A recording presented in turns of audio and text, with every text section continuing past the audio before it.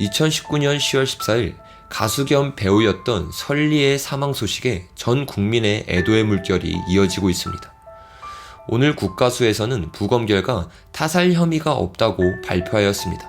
그러나 설리의 안타까운 죽음에는 우연이라 말하며 넘어가기 힘든 검은 커넥션의 몇 가지 정황들이 있습니다.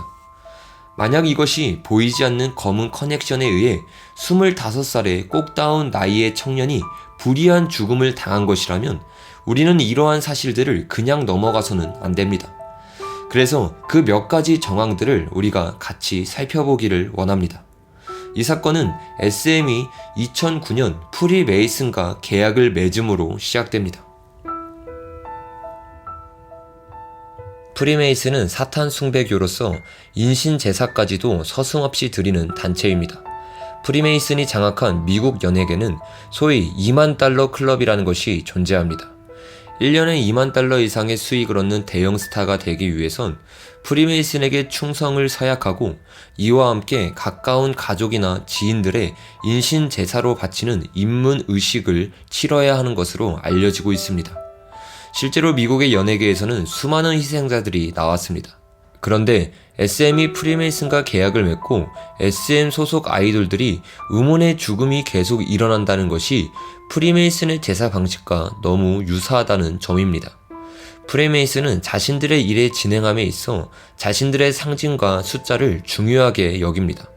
실제로 SM이 프리메이슨과 계약을 맺은 후 첫 번째 나온 앨범은 소년시대의 런 데빌 런이고 그 다음 나온 앨범이 샤이니의 루시퍼입니다. SM은 루시퍼 앨범부터 노골적으로 프리메이슨의 상징을 나타내기 시작합니다. 2017년 11월 17일 SM의 대표적인 여자 아이돌 그룹인 레드벨벳은 피가브라는 노래와 뮤비를 발표하였습니다. 이 노래는 발표 전부터 노골적으로 프리메이슨의 상징인 666과 전시안을 보여주어 이슈를 끌었습니다. 이후로 발표된 뮤비에서는 순진한 피자집 청년이 인신제사에 희생된다는 내용을 담고 있습니다. 이 뮤비는 화제가 되어 프리메이슨과 일루미나티를 폭로하는 미국의 유명한 사이트에까지 기사로 다루어졌습니다. 그런데 이 인신제사 뮤비가 발표되고 한 달 뒤에 SN 대표주자 중 한 명이었던 샤이니의 종현이 2017년 12월 18일 갑작스러운 죽음을 맞게 됩니다. 그리고 종현이 죽은 지 666일째인 2019년 10월 14일 SM의 공주로 불리던 설리의 안타까운 죽음이 있었습니다. 2019년 10월 14일을 프리메이슨과 일루미나티 수비약으로 계산해 본다면 숫자 666이 나옵니다. 종현이 사망한 지 정확히 666일이 되는 날, 그리고 프리메이슨과 일루미나티 수비약으로 666에 맞춰진 날짜에 설리의 안타까운 비보가 있게 된 것입니다. 이러한 사실들은 단순히 우연으로 보기는 힘든 사실들입니다.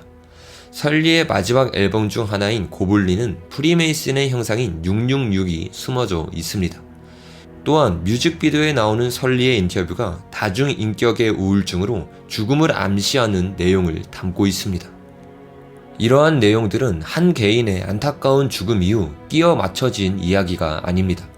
실제로 한 블로거에서는 2019년 7월에 이 뮤직비디오를 올리면서 설리의 자살을 염려하는 글을 올려놓았습니다. 만약 이 안타까운 죽음이 우리가 몰랐던 조직에 의한 의도적인 죽음이라면 그 인신제사로 얻는 것은 무엇이었을까요? 우연의 일치인지는 모르겠지만 설리의 비보가 있던 2019년 10월 14일 SM의 신생 아이돌 그룹인 슈퍼엠이 데뷔를 하자마자 빌보드 차트 1위를 기록하는 일이 있었습니다. 이러한 모든 정황을 볼 때 우리는 죽음의 커넥션을 생각해 볼 수밖에 없습니다. 만약 이 사건이 안타까운 죽음이 아니라 의도된 죽음이라면 우리는 반드시 목소리를 내어 다시는 이런 안타까운 죽음이 반복되지 않도록 해야 할 것입니다.